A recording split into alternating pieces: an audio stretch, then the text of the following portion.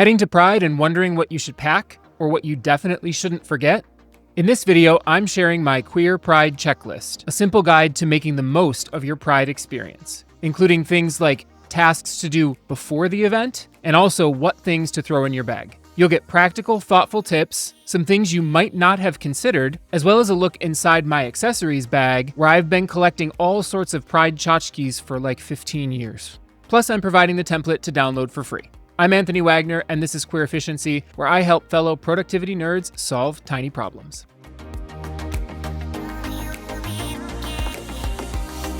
Happy Pride, everyone. I'm actually recording this on May 31st. This is the day of Ferndale Pride in the Metro Detroit area, and I will be at that event later today, so I'm excited about that.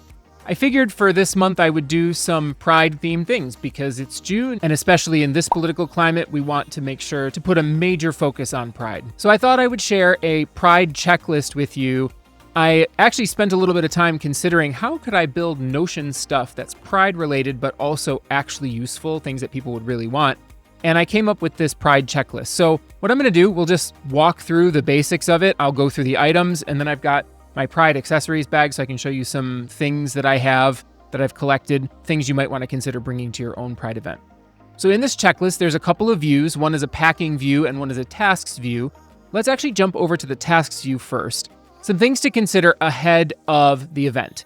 Now, from a functionality standpoint, all you have to do is hit done when each of these items is done. If something is in progress, you can toggle that manually. And then also, as I've done in previous videos, I have a reset list button off to the left, and that will reset all of the items back to not started. So that's the basics of how to use this. It's really straightforward. So some things to consider before you go to your event. Check the weather forecast. I will say I am very disappointed in this year's weather forecast because today it is May 31st in the Detroit area, and it should be relatively summerish. And the weather today in Fahrenheit is supposed to be like 60 degrees and cloudy. It's so depressing. It's been like that for the past couple weeks. I digress.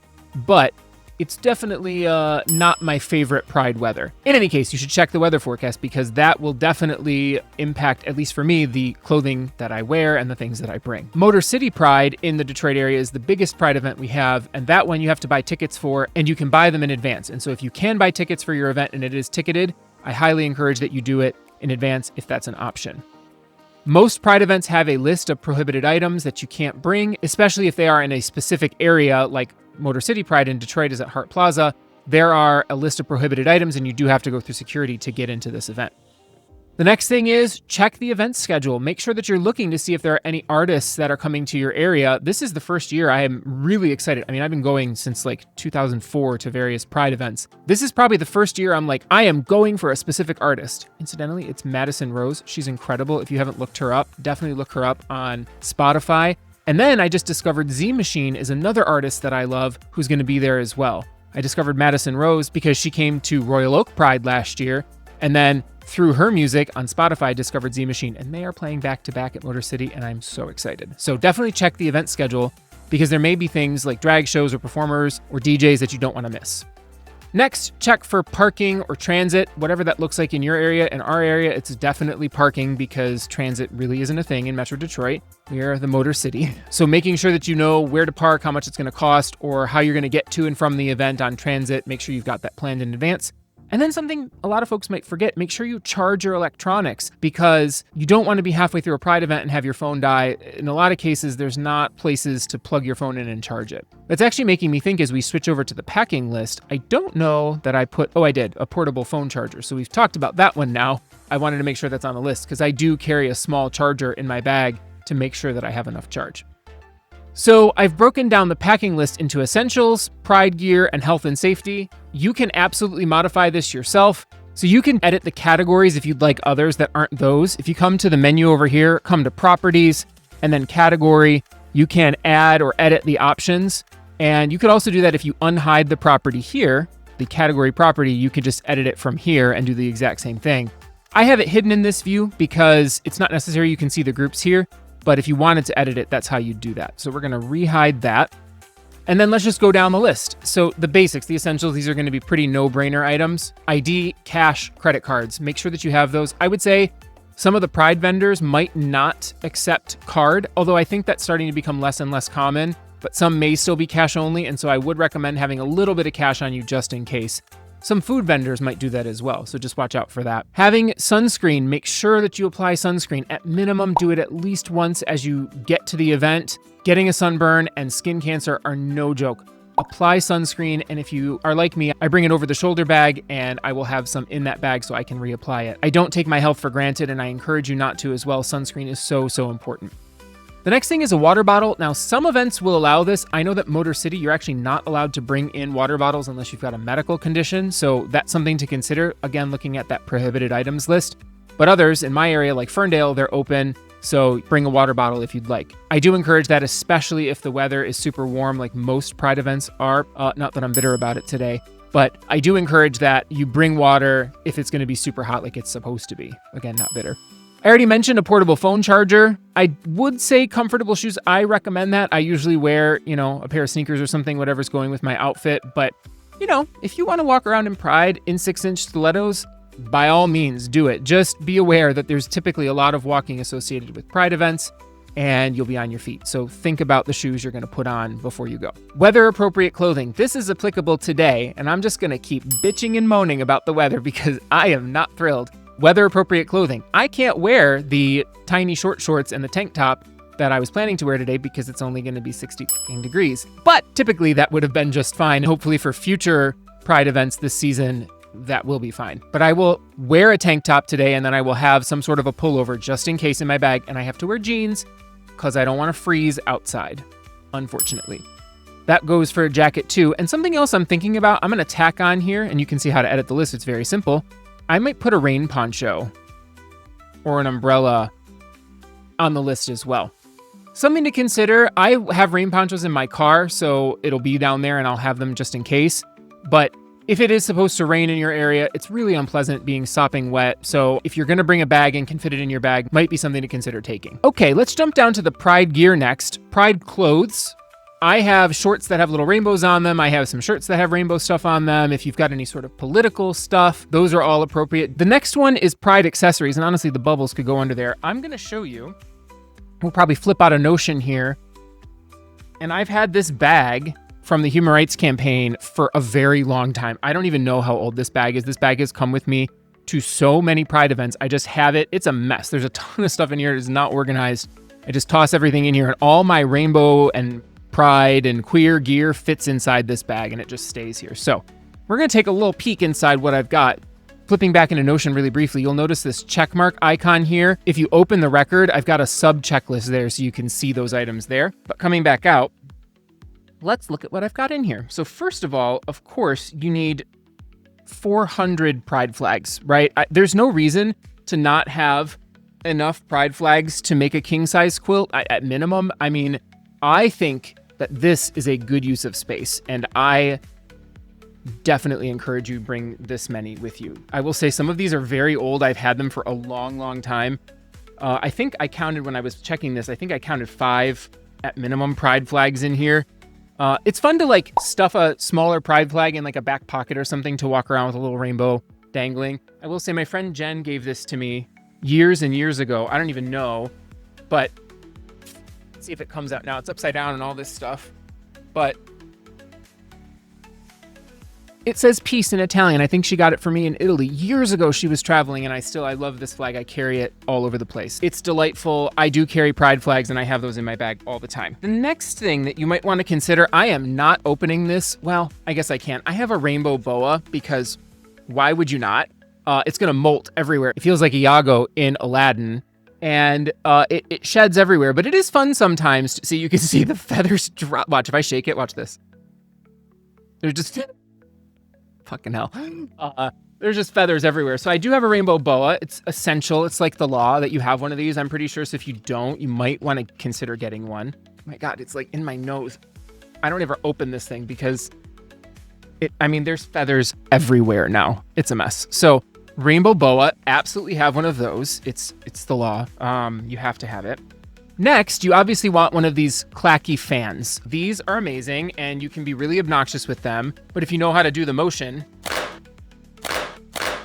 you can make that fun sound and annoy the piss out of everybody around you. It's a real good time. But I actually do like having them, especially. These are actually helpful items to have for warm weather. Like carrying one of these, it is nice to be able to fan yourself. I have 2 rainbow, kind of basic rainbow ones, right?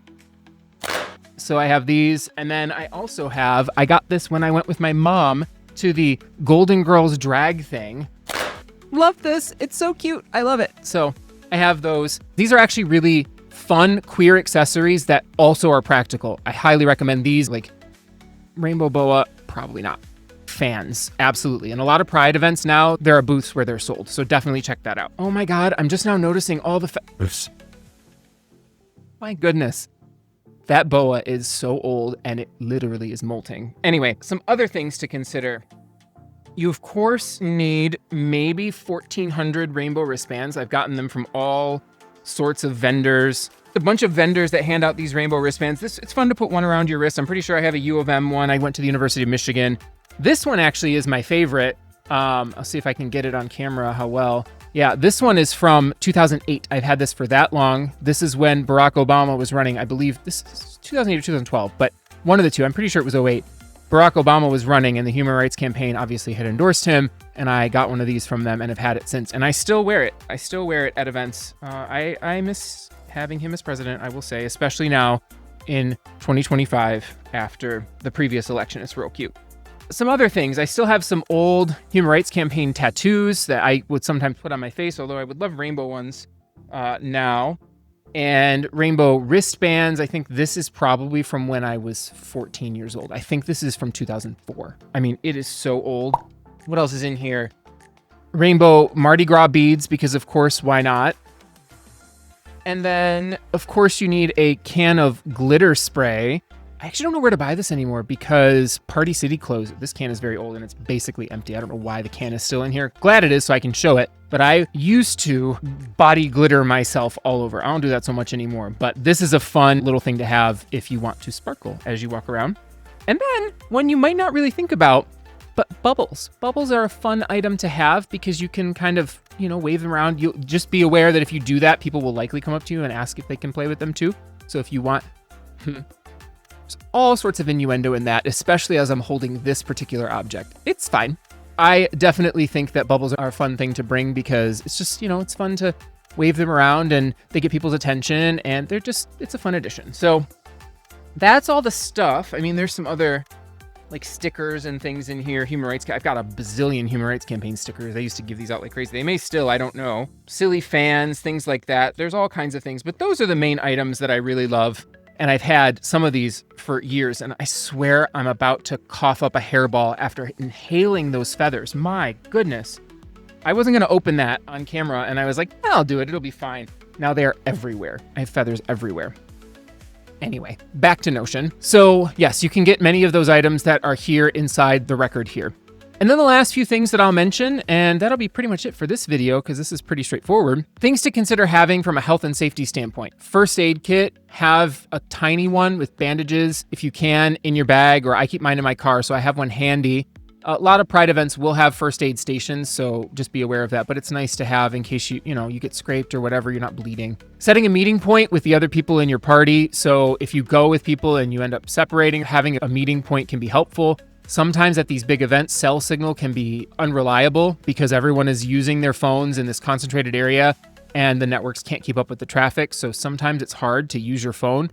So I do recommend that if you are going with a group to have a meeting point so that you can find each other at the end. The next is if you have any medication that you've taken it or you have it with you, obviously for your health, you want to make sure you're maintaining that. And then speaking of, the last three of them, these maybe are a little gay man-centric, but not necessarily. These are all sexual health items. Obviously, Pride events tend to be rife with fun, right? This is a part of the community, and so making sure you're maintaining your sexual health is really important. If you have PrEP and you take PrEP, make sure you take it that day.